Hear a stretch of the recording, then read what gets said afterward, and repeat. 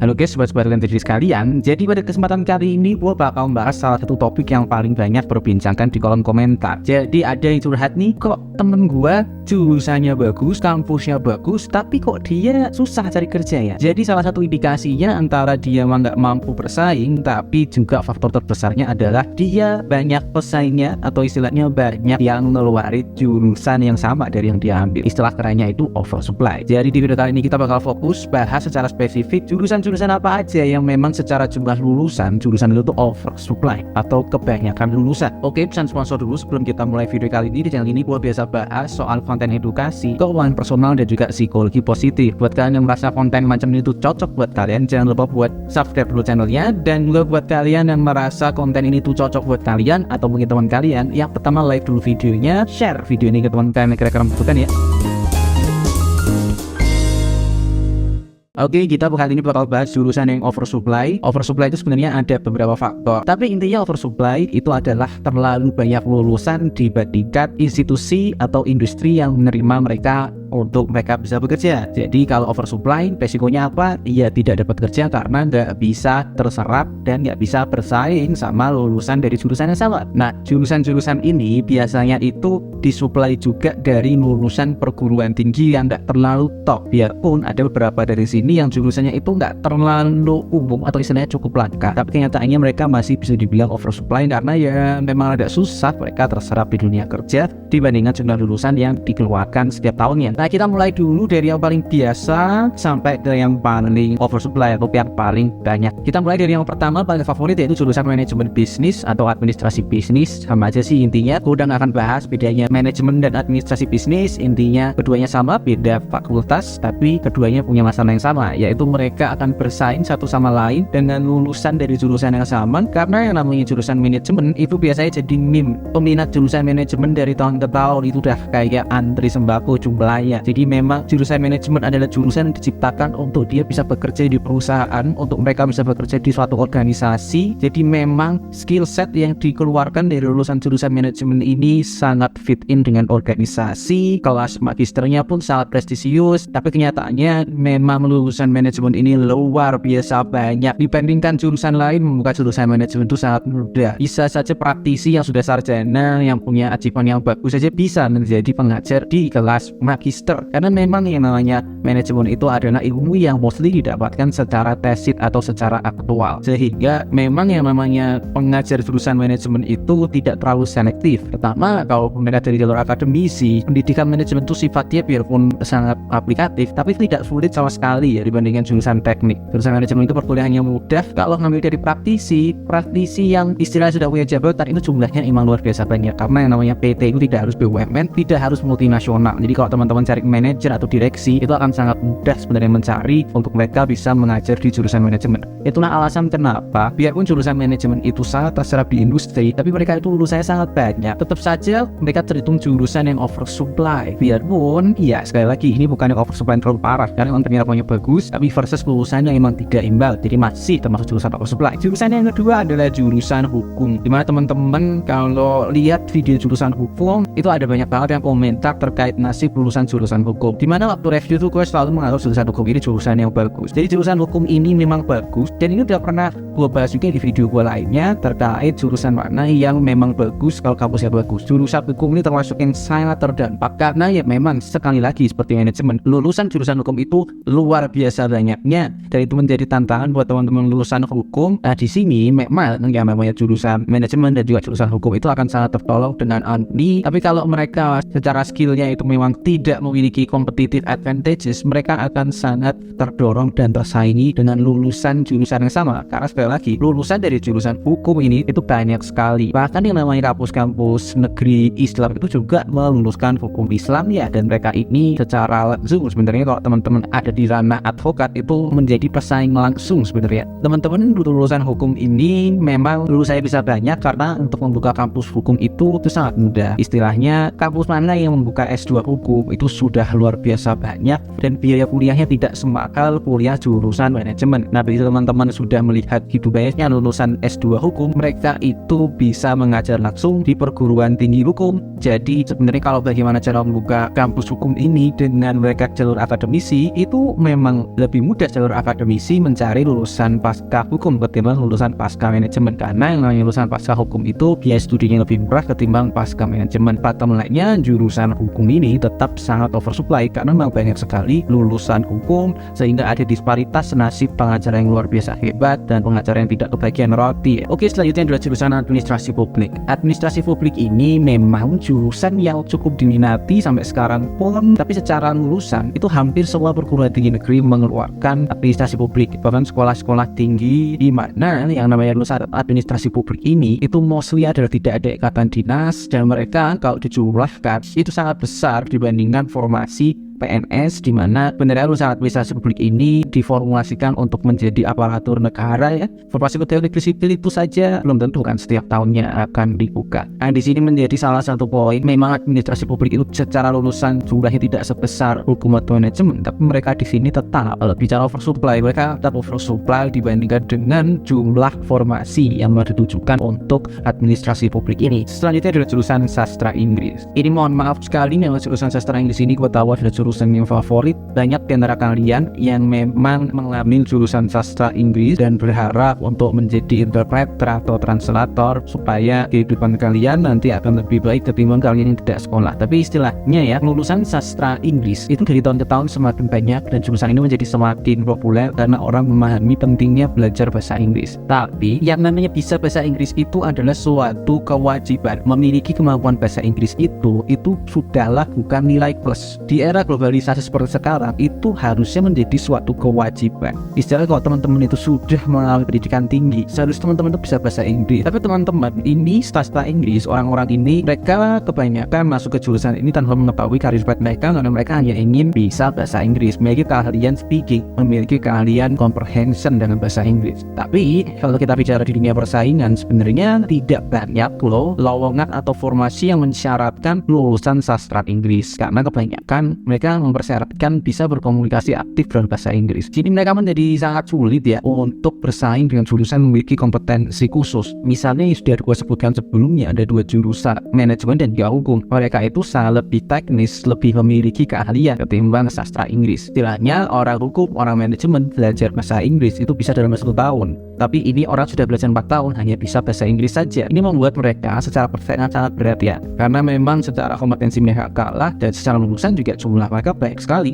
sehingga secara kompetisi, secara formasi dan juga secara lulusan itu mereka memiliki nilai negatif yang cukup besar. Selanjutnya adalah jurusan desain. Jadi jurusan desain ini termasuk jurusan yang sangat favorit di kolom komentar, dimana sebelum gue review jurusan ini sangat banyak yang beraspirasi ke sini. Jadi kalau gue sendiri sangat kurang merekomendasikan jurusan desain ini. Kalau teman-teman ingin bisa desain, menurut gue bisa belajar, karena yang namanya jurusan desain bisa belajar sendiri melalui kursus atau adalah beberapa cara yang tidak mengharuskan teman-teman secara 4 tahun yang lulus ya bisanya mendesain saja. Karena yang namanya desain ini selain faktor-faktor yang membuat gue tidak merekomendasikan, yaitu masalah gaji, masalah kebutuhan di masa depannya, faktor yang paling besar di sini adalah oversupply. Jadi memang banyak sekali kampus-kampus yang menyediakan jurusan desain komunikasi visual, mana emang jurusan desain komunikasi visual ini untuk membuka atau untuk menyediakan pengajar itu tidak lebih sulit ketimbang seni-seni rupa murni. Istilahnya desainer-desainer jago itu lebih mudah dijumpai sekarang, dan untuk membuka fasilitas desain komunikasi visual itu menjadi lebih terjangkau ketimbang seni rupa murni ya. Dan selain oversupply juga gue selalu menganggap memang jurusan desain ini menarik untuk kita pelajari. Tapi kalau teman-teman mau membuka buku gaji atau istilahnya salary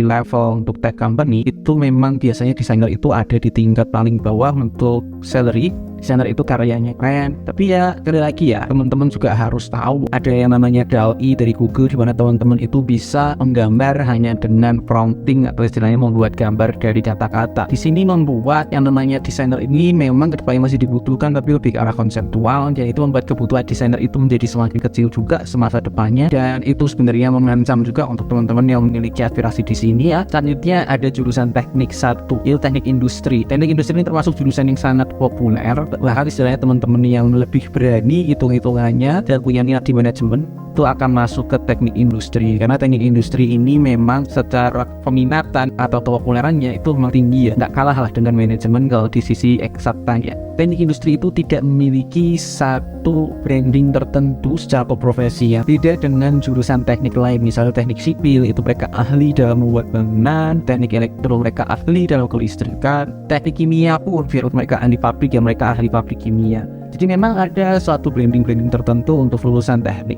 tapi beda dengan lulusan teknik industri ini, karena mereka ini ahli pabrik, ahli proses. Dan di sini bahkan ada stigma bahwa teknik industri adalah teknik perkantoran, karena mereka ya sering ditemui di perbankan, sering ditemui di kantoran, karena memang skill mereka itu sebenarnya tidak terlalu teknis banget lah istilahnya, biarpun angka-angkanya mereka cukup savvy, cukup kuat, tapi tetap tidak seperti teknik yang lebih murni yang kesulitannya memang lebih di atas teknik industri. Karena memang membuka jurusan teknik industri itu gak seperti membuka jurusan teknik lainnya. Yang penting tahu link-link untuk studi kasus atau pembelajaran lapangan, ya mereka sudah bisa membuka program studi teknik industri. Beda dengan teman-teman yang di teknik elektro harus punya trafo, teman-teman yang di teknik sipil harus punya alat pengaduk semen yang berat, mesin bubut, teman-teman teknik mesin harus punya mesin bakar dan kawan-kawan. Jadi memang berbeda untuk investasi membangun jurusan teknik industri dibandingkan teknik-teknik yang lebih spesifik lainnya. Membuka jurusannya juga tidak sesulit membuka jurusan teknik lainnya. Selanjutnya adalah jurusan arsitektur, di mana jurusan arsitektur ini sudah sangat sering gue sebutkan, gue senggol dengan topik-topik lain. Di mana arsitektur adalah salah satu jurusan yang paling sulit dengan perhitungan fisika dan juga seni, di mana itu ilmu multidisipliner yang memang cukup berat untuk teman-teman dari jurusan arsitektur bisa lulus secara fisik. Mereka harus menggambar revisi yang luar biasa. Cerita orang kena tipes di jurusan arsitek ini lebih sering ketimbang jurusan lain, bahkan yang di rumpun teknik ya. Tapi kenyataannya arsitektur itu di dunia kerja nggak sebegitunya dibutuhkan kalau dibandingkan dengan yang benar-benar lulusan teknik. Jadi arsitektur itu masuk fakultas teknik, tapi gue tidak menyebut mereka sebagai orang teknik karena mereka punya undang-undang sendiri, punya organisasi profesi sendiri. Nah, arsitek ini memang memiliki nasib yang mirip dengan teknik industri, di mana teknik sipil dari awal mereka itu lebih banyak dibutuhkan ya. Istilahnya hampir semua bangunan dibangun itu butuh keahlian teknik sipil, biarpun tidak lulusan teknik sipil ya, tapi sehingga mereka akan butuh keahlian teknik sipil. Jadi di lapangan pun yang namanya lulusan teknik sipil itu juga bisa banget loh mengambil porsi arsitektur yang sifatnya kedalamannya yang tidak terlalu tinggi, itu bisa dengan lulusan teknik sipil. Sehingga teknik sipil bisa membuka paket 2-in-1 sipil dan arsitek, tapi kalau arsitek tidak bisa itu membuka paket arsitek plus sipil, karena yang mereka bukan insinyur sipil. Bahkan gue sendiri melihat ada salah satu universitas yang sangat murah di Jakarta itu yang harusnya dia hanya membuka program pendidikan saja, itu mereka itu membuka program arsitektur, dimana itu sendiri menunjukkan memang arsitektur ini menjadi jurusan yang tidak terlalu sulit dibuka. Tapi kalau kita ngomong kenyataan di lapangan, ya mereka memang tidak sebegitunya dibutuhkan. Selanjutnya adalah jurusan sistem informasi. Sebenarnya kan dia adalah jurusan manajemen plus informatika, dimana kalau di sini teman-teman, gue juga udah bahas di video sebelumnya, kalau mereka tidak memiliki kalian cukup spesifik, sehingga kalau teman-teman tidak punya suatu hal yang bisa dibanggakan untuk dijual komuniti kerja, mereka itu akan sulit memiliki keunggulan kompetitif dibandingin pesaing lainnya, di mana sistem informasi ini akan head on antara dengan manajemen atau dengan informatika, atau bahkan dengan lulusan-lulusan yang tidak tahu tetapi memiliki keahlian informatik. Nah, di sini teman-teman, sistem informasi ini pun kalau kita bicara secara lulusan, jurusan ini lulusannya memang besar sekali. Nah, teman-teman juga harus paham industri teknologi, di mana khususnya di bidang engineering, mereka itu tidak lulusan jurusan komputer. Kadang yang penting S1, kadang SMA aja dipakai, yang penting mereka bisa coding dengan baik. Dan ini menjadi tantangan tertentu karena lulusan sistem informasi juga banyak dengan kompetisi yang cukup sengit itu. Sehingga ya, memang jurusan sistem informasi ini termasuk jurusan yang oversupply. Selain itu adalah jurusan ilmu politik. Sebenarnya sih ini ada trio ya, jurusan sosiologi, jurusan politik, pemerintahan, dan juga antropologi. Tapi 4 jurusan ini yang ada di perguruan tinggi swasta itu hanya jurusan ilmu politik. Sehingga tantangan yang harus dijawab oleh lulusan ilmu politik ini menjadi yang paling berat. Kalau gue sampaikan, pemerintahan, sosiologi, antropologi, dan ilmu politik ini semuanya memiliki tantangan yang berat karena mereka merupakan jurusan yang sangat sulit diserap sebagai praktisi. Mereka akan lebih banyak diserap menjadi menjadi akademisi atau menjadi pegawai negeri. Tantangan terberat ada di ilmu politik ini karena memang mereka kalau mau ditanya mau jadi apa, ya harusnya bisa menjawabnya adalah saya ingin menjadi politisi. Dan politisi itu ada berapa sih sebenarnya se-Indonesia ini? Politisi juga istilahnya barrier to entry atau untuk menjadi politisi itu memiliki syarat yang cukup tinggi dalam hal keuangan ya, karena kos politik itu cukup tinggi, saingannya sangat berat sekali. Biarpun administrasi tadi itu sudah cukup berat, tapi ilmu politik ini menjadi wilayah yang paling berat karena mereka lulusan bisa dibilang yang paling banyak dari kuartet jurusan ilmu sosial dan politik tadi. Selanjutnya adalah jurusan informatika. Nah, jurusan informatika ini pasti akan sangat kontra sekali kalau komentarnya waktu gue sebutkan informatika. Nah, informatika ini merupakan jurusan yang baik ya, tapi sekali lagi teman-teman harus paham rumpun informatika, rumpun komputer di dunia kerja itu yang dibutuhkan adalah keahlian. Jadi teman-teman yang istilahnya tidak memiliki alumni keren, tidak memiliki keahlian teknis khusus, ya teman-teman akan sangat sulit diserap di dunia kerja. Informatika ini beda dengan sistem informasi di mana mereka ini tidak diajarkan kemampuan manajemen, sehingga mereka harusnya mengandalkan kemampuan teknis mereka. Tapi sekali lagi karena memang banyak juga yang meluluskan atau menghasilkan lulusan jurusan informatika ini, itu mereka tidak bertanggung jawab atas skill teknis yang harus mereka miliki selepas mereka lulus. Yang penting adalah mereka sudah studi 4 tahun, mereka dikasih gelar sarjana komputer. Padahal di dunia kerja, dunia teknologi, tidak penting itu sarjana komputer. Yang penting adalah kalian kamu bisa coding apa, stackmu apa, kalau kamu punya engineering komputer seperti apa, bisa nge-glue Cisco Juniper atau seperti apa. Itu yang lebih penting, yaitu kemampuan teknis yang dimiliki. Para perusahaan teknologi bisa menyerap lulusan komputer. Kalau teman-teman mau survei ya teknologi company, mungkin lebih dari 50% engineer software mereka itu tidak memiliki background di informatika. Jadi memang ya yang penting dalam bidang komputer ini adalah kemampuan dan kemauan, bukan ijazah. Tapi di sisi lain ada banyak banget lulusan informatika yang tidak memiliki kemampuan teknis sedikit pun, padahal mereka juga tidak memiliki kemampuan manajemen. Lalu maunya apa? Gue sendiri sebagai lulusan teknologi informasi itu cukup geram melihat kolom komentar yang isinya orang-orang yang tidak memiliki kemampuan dan ingin mendapatkan kesempatan yang lebih baik tanpa mau usaha. Itu sangat manusiawi sekali, dan menurut gue itu harusnya teman-teman refleksi diri. Karena gue sendiri sebagai lulusan teknologi informasi yang bekerja pada bidang yang sangat tidak terkait dengan informatika, itu sampai sekarang seenggaknya Python atau Django itu gue masih menguasai. Apalagi teman-teman itu punya emblem sebagai lulusan komputer, harusnya teman-teman mau berusaha untuk bisa lebih baik di dunia kerja dan tidak hanya mengandalkan ijazah informatika saja, karena ijazah informatika itu sangat oversupply. Oke, kurang lebih itu dari gua. Kalau teman-teman ada pertanyaan, jangan malu-malu tulis aja di komentar. Kalau teman-teman merasa video ini tidak berbobot, sangat negatif, dan teman-teman tidak setuju dengan video ini, tersakiti, silahkan dislike aja, gua nggak apa-apa. Kalau kalian merasa cocok dengan video ini, jangan lupa like, share video ini, dan juga subscribe channel ini. Gua ucapin terima kasih buat kalian yang udah nonton video ini dari awal sampai akhir, dan see you in the next video. Bye-bye.